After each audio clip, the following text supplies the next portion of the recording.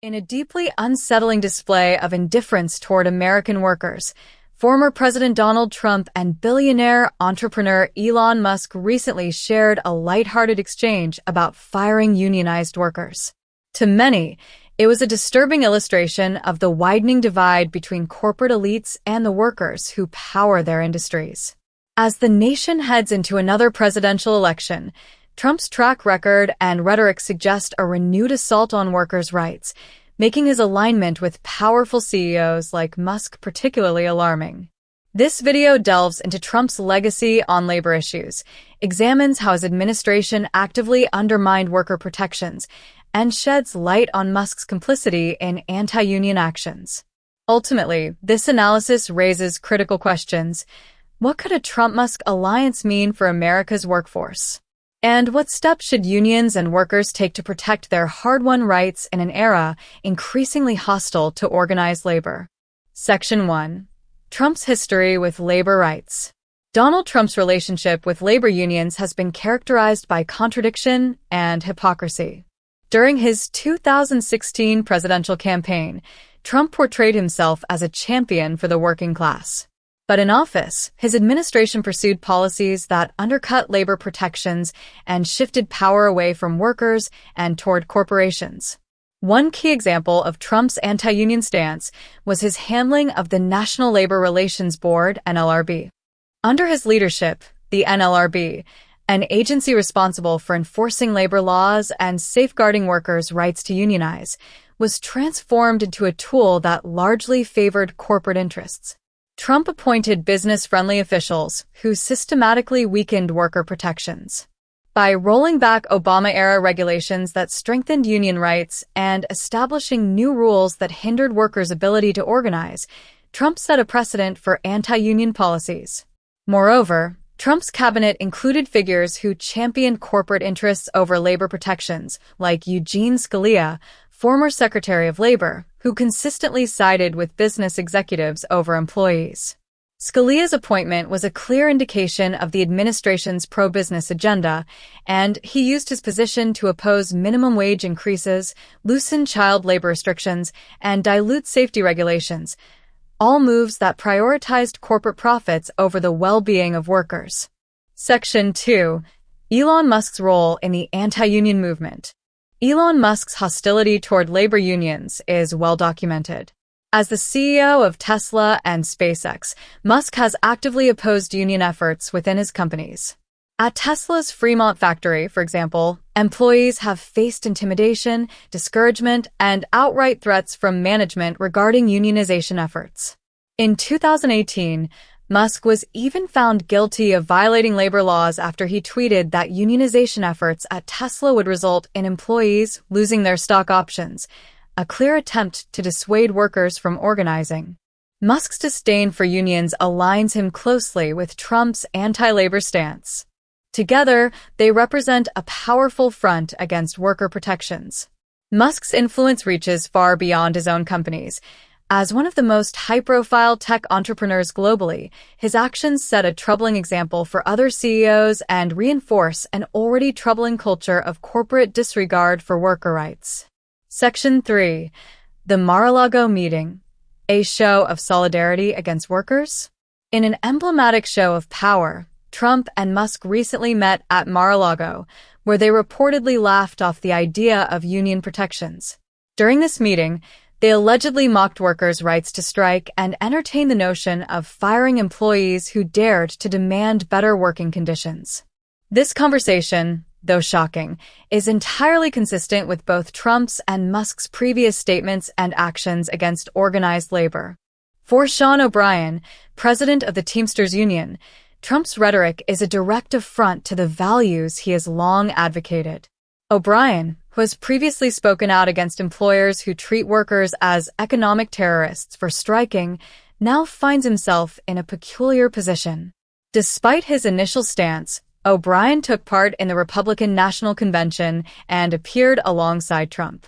This decision has stirred controversy within the union, with members questioning why their leader would align himself with a figure so openly hostile to labor. Section 4. Biden's pro-union policies, a stark contrast.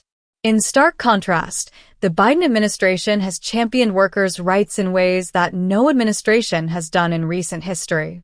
President Biden has appointed labor-friendly officials to the NLRB, implemented policies to protect collective bargaining rights, and consistently stood in support of workers, even joining picket lines during high-profile labor disputes.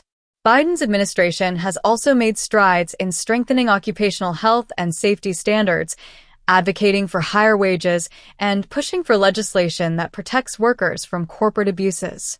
Biden's approach, which has prioritized the needs of workers over corporate interests, highlights the stark difference between his administration and Trump's. Yet, despite these gains, O'Brien's participation in Trump's events has left many Teamsters feeling betrayed. For union members who have seen firsthand the benefits of Biden's labor policies, the decision to align with Trump appears counterproductive. By aligning with Trump, O'Brien risks undermining the very rights his union fights to protect. Section 5. What's at stake for unions?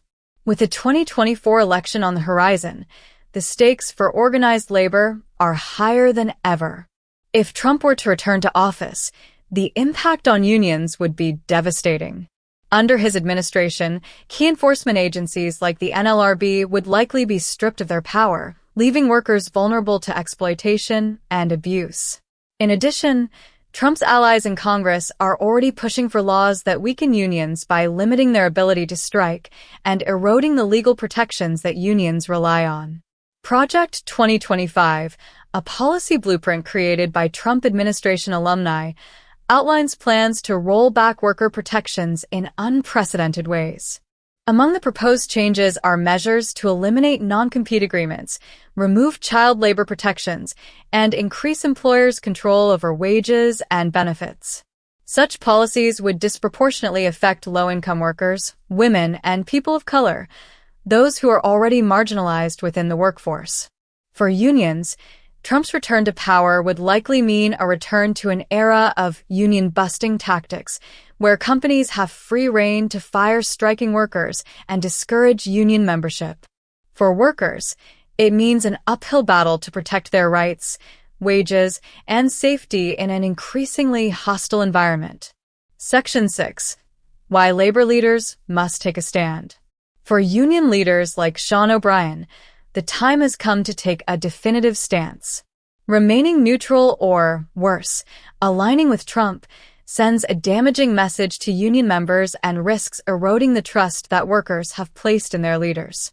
If labor leaders fail to advocate for worker-friendly policies and stand up against figures who openly oppose unionization, they betray the very purpose of their organizations.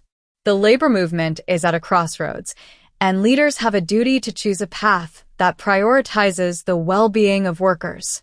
This means supporting candidates who value worker protections, advocating for policies that strengthen collective bargaining rights, and, perhaps most importantly, rejecting the influence of corporate elites who view workers as disposable assets.